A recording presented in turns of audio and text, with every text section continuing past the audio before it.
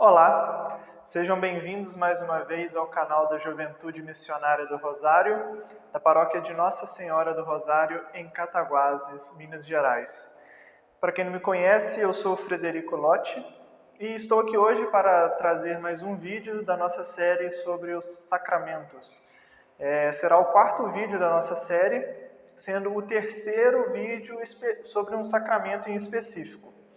O primeiro vídeo da nossa série foi sobre os sacramentos no geral, o segundo sobre o sacramento do batismo, o terceiro sobre o sacramento da confirmação e hoje no quarto vídeo nós vamos abordar aquele que é o maior, de todos os sacramentos, aquele que por sua dignidade e grandeza recebe a alcunha de Santíssimo. Sim, hoje nós vamos falar um pouquinho sobre o Santíssimo Sacramento, a Eucaristia. Pois bem, acho válido salientar que todo o conteúdo aqui é baseado, no Catecismo da Igreja Católica e também usei como fonte de pesquisa, vamos assim dizer, o Catecismo Maior de São Pio X e também um pequeno catecismo chamado Doutrina Cristã, do Monsenhor Francisco Pascucci. Pois bem, antes de darmos início ao tema de hoje, eu convido você a se unir a mim em oração, pedindo a Nossa Senhora, a Virgem Santíssima, sempre Virgem Maria, ela que é o auxílio do cristão, melhor dizendo, o auxílio dos cristãos, pedindo ela auxílio para que possamos bem gravar esse vídeo e que seja para a maior honra e glória de Deus e o bem de todos. Em nome do Pai, e do Filho, e do Espírito Santo. Amém. Ave Maria, cheia de graça, o Senhor é convosco. Bendita sois vós entre as mulheres, e bendito é o fruto do vosso ventre, Jesus. Santa Maria, Mãe de Deus, rogai por nós, pecadores, agora e na hora da nossa morte. Amém. Em nome do Pai, e do Filho, e do Espírito Santo. Amém. Pois bem, meus amigos, o assunto é Eucaristia. Acho que todo e qualquer sacramento, mas principalmente esse, é um assunto, de certa forma, complexo, mas a gente tenta trazer de uma forma mais sucinta nos nossos vídeos, para ser realmente uma porta de entrada para aqueles que desejam conhecer um pouco mais sobre os sacramentos. Porém, desde já eu peço desculpas caso eu venha me alongar um pouco neste vídeo, porque o assunto é, vamos dizer assim, delicado e é muito importante que entendamos tudo direitinho.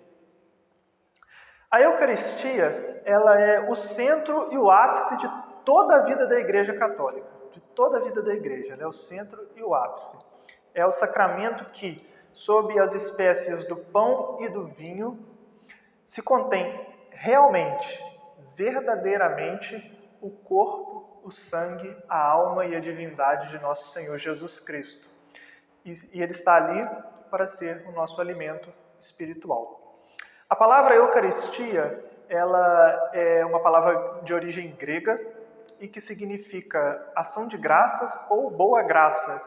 E ela é muito bem usada para denominar este sacramento, porque neste sacramento nós recebemos nosso Senhor Jesus Cristo, que é o autor da graça. E nesse sacramento nós agradecemos, quando recebemos, agradecemos a Deus pelos seus benefícios e fazemos como nosso Senhor fez antes de instituir esse sacramento, ao tomar o pão e o vinho e levantar os olhos aos céus e dar graças. É interessante notar que muitas das coisas reveladas no Novo Testamento são prefiguradas no Antigo Testamento. E com a Eucaristia não foi diferente. Nós vemos a figura da Eucaristia no Antigo Testamento no maná do deserto, quando o povo de Deus sentia fome e Deus mandou aquela refeição para eles, para alimentá-los. E o próprio Jesus, nosso Senhor Jesus Cristo, lá em Cafarnaum, se nós vermos no Evangelho de São João, no capítulo 6, nós vemos lá que Jesus, antes de instituir o sacramento da Eucaristia, ele promete este sacramento.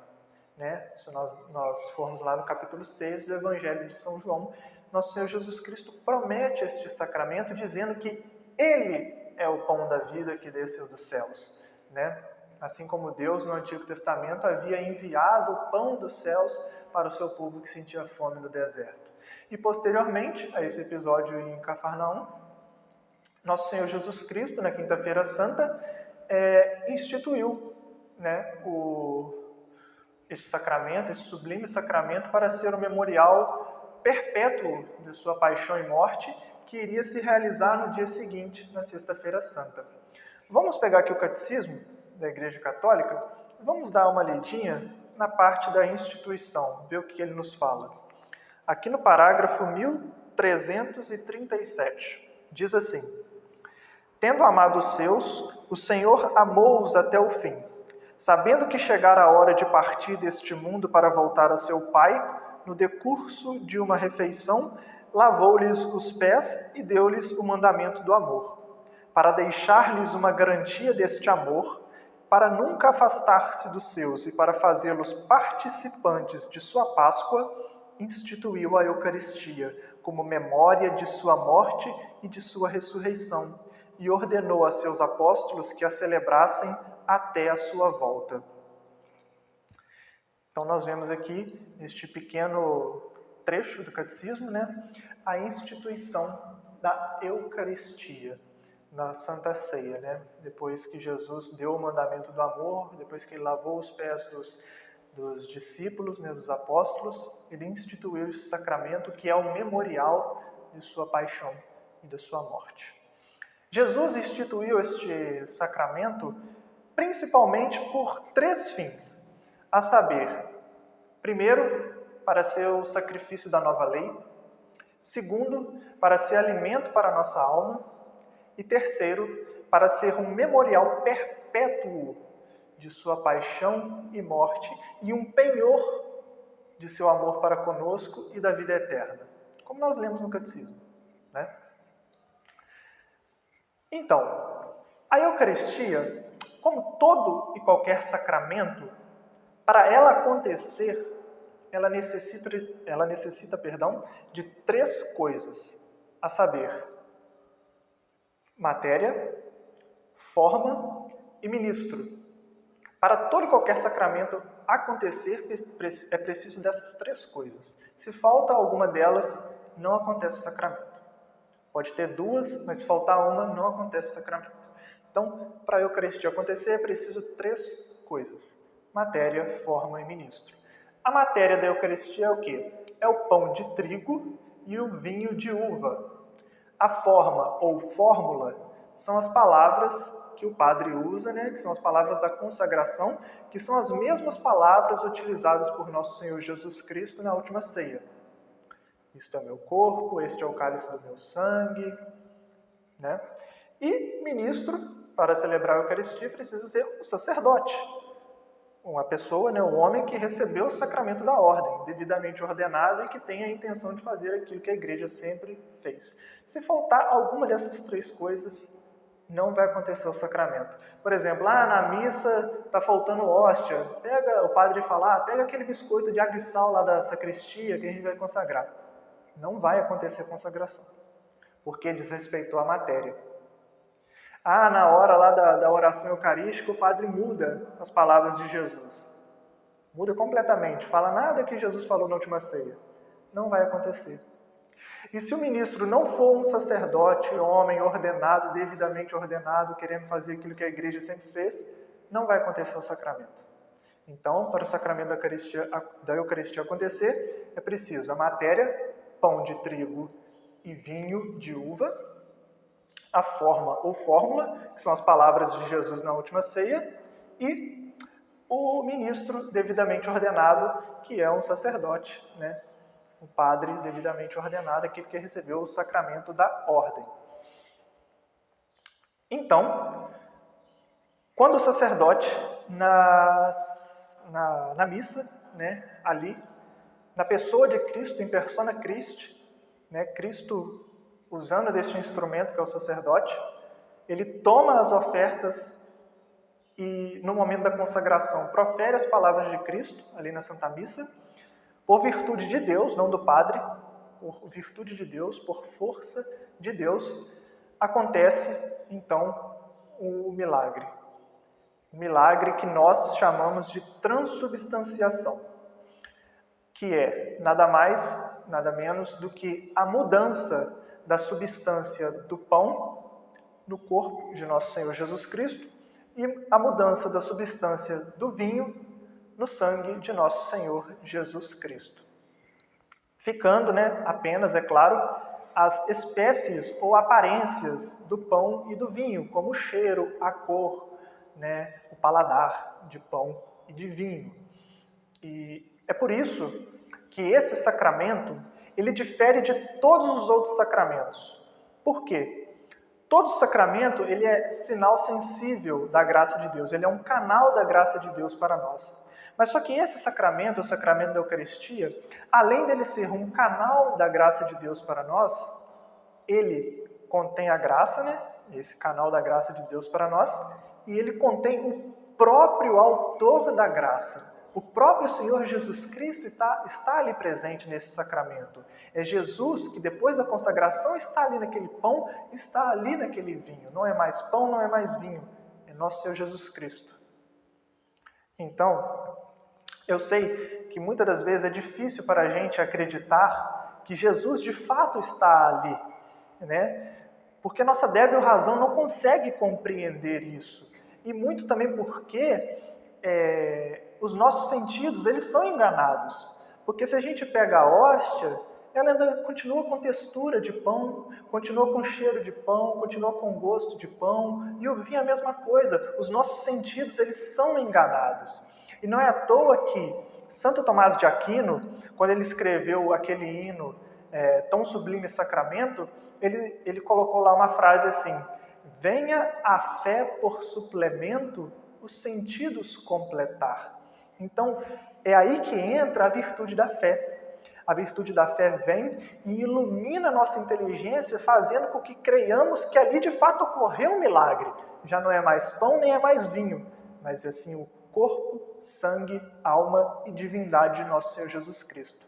E a fé, então, nos ajuda, ela nutre, ela suplementa os nossos sentidos que estão sendo enganados, porque a gente continua vendo pão, a gente continua sentindo o gosto de pão, mas já não é mais pão, não é mais vinho. A substância mudou de fato. Nós devemos acreditar neste milagre. Jesus está verdadeiramente ali. Por isso devemos sempre pedir a virtude da fé, para iluminar nossa inteligência e ajudar nós a acreditarmos nesses milagres que acontecem diante de nós e nós muitas das vezes nem percebemos. E nós verdadeiramente acreditamos, nós enquanto católicos, verdadeiramente acreditamos que Jesus está de fato presente ali naquele pão e naquela hóstia, naquele vinho, depois da consagração, porque assim Deus ensinou e assim a igreja, que é o corpo de Cristo, nos ensina. E vejamos as palavras de Jesus em Cafarnaum. Lembra que eu citei Cafarnaum? Vou ler aqui para vocês as palavras. Está lá no Evangelho de São João, no capítulo 6, no versículo 47 adiante. Diz assim, Jesus falando: em verdade eu vos digo, quem crê em mim tem a vida eterna. Eu sou o pão da vida. Vossos pais no deserto comeram o maná e morreram. Este é o pão que desceu do céu, para que não morra todo que dele comer. Eu sou o pão vivo que desceu do céu. Quem come deste pão viverá eternamente. E o pão que eu hei de dar é a minha carne para a salvação do mundo. É interessante notar o seguinte, a essas palavras os judeus começaram a discutir, dizendo: como pode este homem dar-nos de comer a sua carne? Então Jesus lhes disse: em verdade vos digo, se não comerdes a carne do Filho do Homem e não beberdes o seu sangue, não tereis a vida em vós mesmos. Quem come a minha carne e bebe o meu sangue tem a vida eterna, e eu o ressuscitarei no último dia. Pois a minha carne é verdadeiramente comida e o meu sangue é verdadeiramente uma bebida. Quem come a minha carne e bebe o meu sangue permanece em mim e eu nele. Assim como o Pai que me enviou vive e eu vivo pelo Pai, assim também aquele que comer a minha carne viverá por mim. Este é o pão que desceu do céu, não como o maná que vossos pais comeram e morreram. Quem come deste pão viverá eternamente. E olha só o interessante. Posteriormente, muitos dos discípulos de Jesus, ouvindo-o, disseram: isto é muito duro, quem poderá admitir? Sabendo Jesus que os seus discípulos murmuravam por isso, perguntou-lhes: isso vos escandaliza? Que será quando virdes subir o Filho do Homem para onde ele estava antes? O Espírito é que vivifica, a carne de nada serve. As palavras que vos tenho dito serão espírito e vida, mas há algum entre vós que não creem. Aí Jesus vai falando aqui, né, rebatendo essa incredulidade dos discípulos. Aí fala aqui o versículo 66. Desde então, muitos dos seus discípulos se retiraram e já não andavam com ele. Então Jesus perguntou aos 12 apóstolos: quereis vós também retirar-vos? Respondeu-lhes Simão Pedro: Senhor, a quem iríamos nós?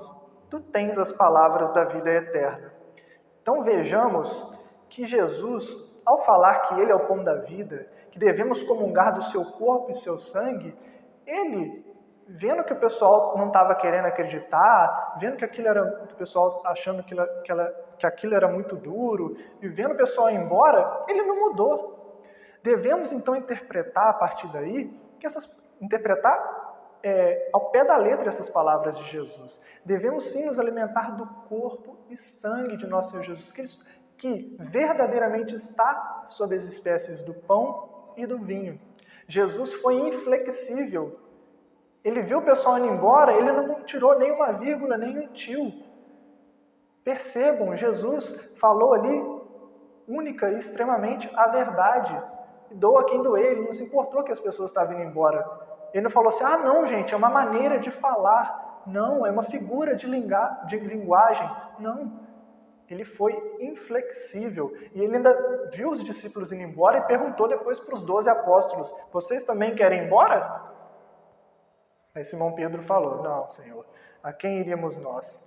Só Tu tem palavras de vida eterna. Então, sejamos coerentes com as palavras de Jesus, que não mente nem pode nos enganar. Ele verdadeiramente prometeu este sacramento e na Santa Ceia ele instituiu. E a Igreja, desde então, renova esse sacramento a cada missa. Renova e nos dá, então, o seu corpo e sangue, alma e divindade, para que tenhamos a vida e a vida em abundância, a vida eterna, como o próprio Senhor nos prometeu.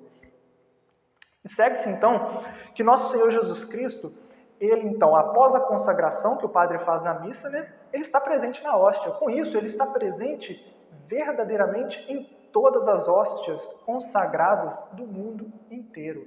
Ele está presente, assim como ele está no céu, ele está em cada hóstia consagrada no mundo inteiro. Devemos ter em mente também que, quando o padre parte uma hóstia, por exemplo, na missa, o corpo de Cristo não se parte. O que se parte são apenas as espécies. Por isso que, numa hóstia inteira, numa hóstia grande, ou apenas num único pedacinho de hóstia, está ali todo e inteiro nosso Senhor Jesus Cristo, com o seu sangue, alma, corpo e divindade. Seu corpo, sangue, alma e divindade. Está ali todo por inteiro. Então,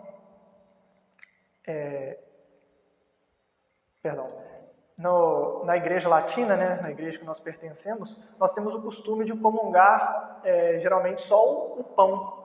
Não temos o costume muito de comungar nas duas espécies. Mas isso não deve deixar a gente atordoado, vamos assim dizer, estou comungando só o corpo de Cristo. Não, nós estamos comungando o corpo, sangue, alma e divindade, porque tanto o corpo, o sangue, a alma e a divindade estão no pão quanto no vinho, porque é impossível separar tudo isso de Cristo, porque Cristo está assim unido no céu, e se Ele está assim unido no céu, Ele está assim unido também no sacramento.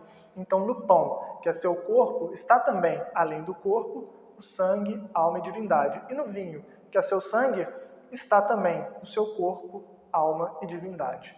Né? Então, é tudo uma coisa. É claro que quando a gente comunga nas duas espécies, dá uma aparência maior, né, de refeição, assim como na última ceia foi com os próprios apóstolos e o próprio Senhor Jesus Cristo.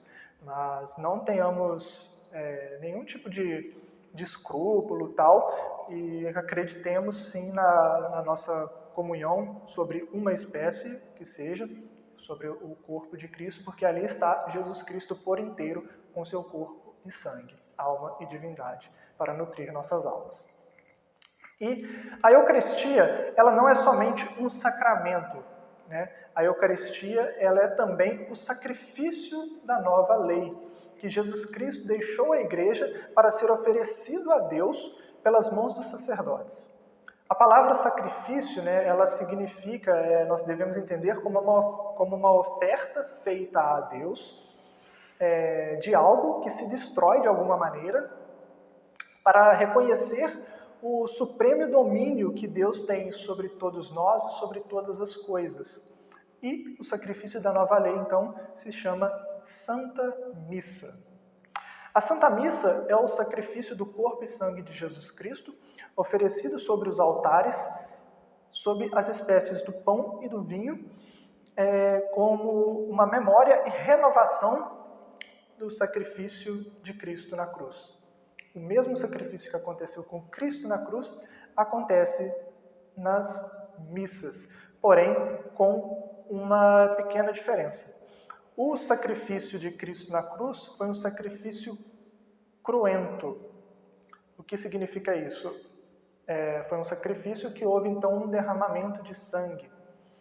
Né? E ali, nesse sacrifício na cruz, Cristo alcançou para todos nós todas as graças necessárias para a nossa salvação. Já na missa é um sacrifício incruento, que significa então um sacrifício sem o derramamento de sangue, e ali Cristo aplica para nós todas essas graças alcançadas na cruz. A Santa Missa, ela é o único sacrifício da nova lei, porque nele nosso Senhor Jesus Cristo aplacou toda a justiça divina e adquiriu todos os merecimentos que nos eram necessários para a nossa salvação. A Santa Missa, nós devemos ter isso muito claro dentro de nós. A Santa Missa, ela é oferecida única e exclusivamente a Deus. Única e exclusivamente a Deus. A gente não reza, a gente não faz missa para agradar o povo, a gente não faz missa para agradar quem quer que seja, a gente faz missa para agradar a Deus. O sacerdote celebra a missa para Deus. O sacrifício é oferecido para Deus. E os fins pelos quais a Santa Missa é oferecida são 4. A saber, a missa é oferecida primeiramente para honrar a Deus, e por isso ela é um sacrifício latrêutico. Segundo, ela é oferecida para dar graças a Deus pelos seus benefícios, e por isso ela é um sacrifício eucarístico. Terceiro, ela é oferecida para aplacar e satisfazer a justiça de Deus por causa dos nossos pecados e também para alcançar sufrágios para as almas do purgatório, e por isso ela é um sacrifício propiciatório. E o quarto motivo, o quarto fim, ela é oferecida a Deus para alcançar graças que nos são necessárias para a nossa salvação. E por isso ela é um sacrifício impetratório. Pelas leis da Igreja, nós sabemos que todo católico deve participar das missas todos os domingos e todos os dias de guarda, todos os dias de preceito.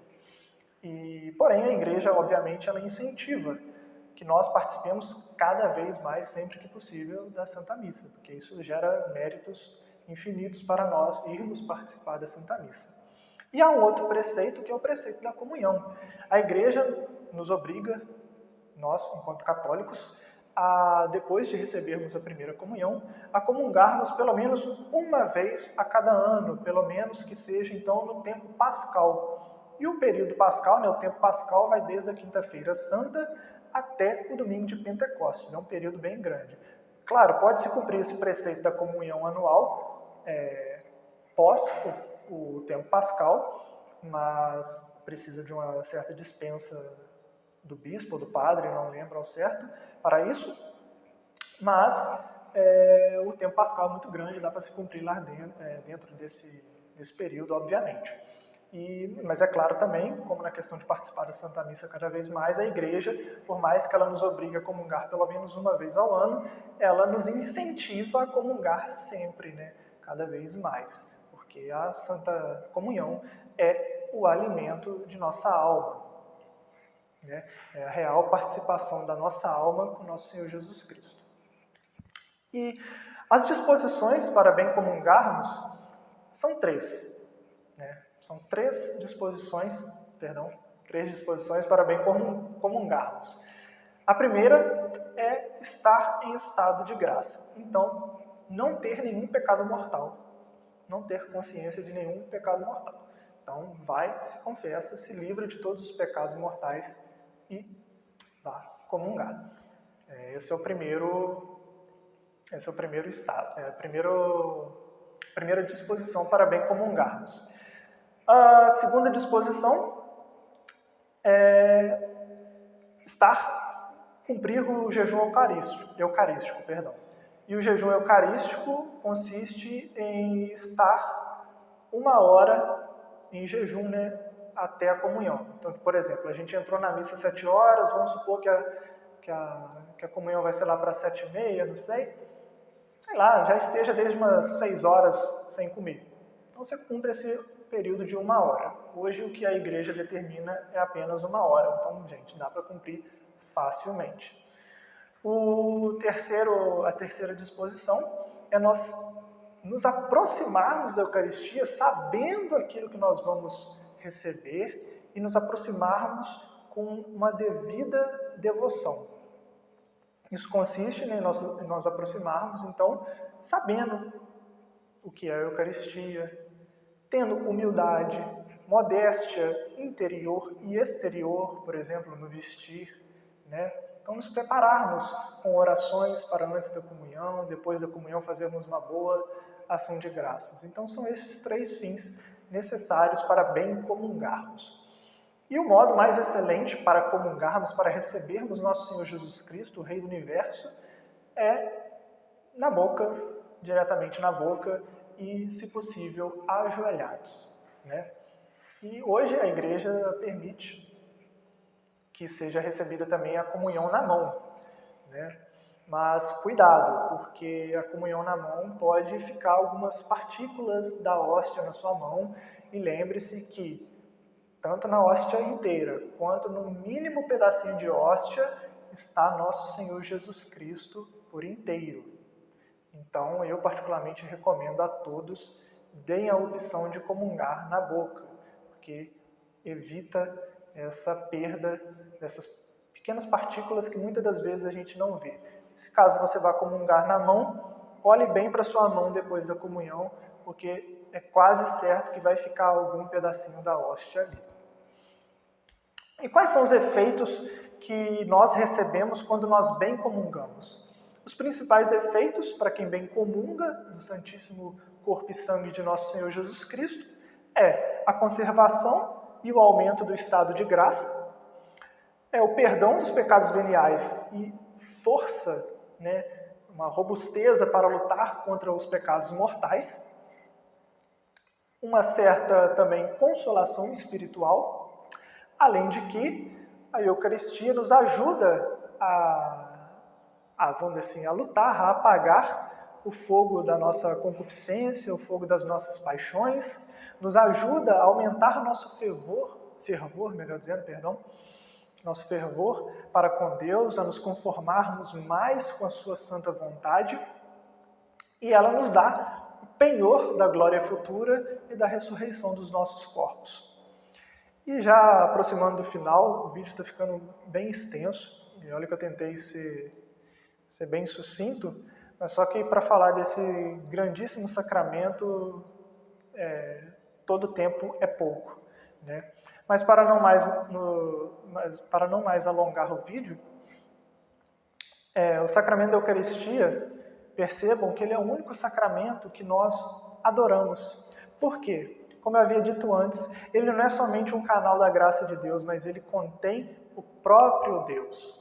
Então, é bom e necessário que nos coloquemos diante do Santíssimo Sacramento para adorá-lo, porque na nossa frente está nosso Senhor Jesus Cristo, assim como ele está nos céus. E ele, louco de amor por nós, podemos assim dizer, além de morrer na cruz por nós, quis ficar no meio de nós depois que subiu aos céus. E para isso ele instituiu este santo sacramento.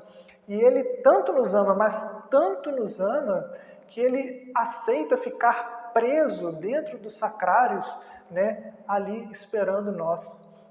Esperando, chamando para que nós possamos ir lá visitá-lo.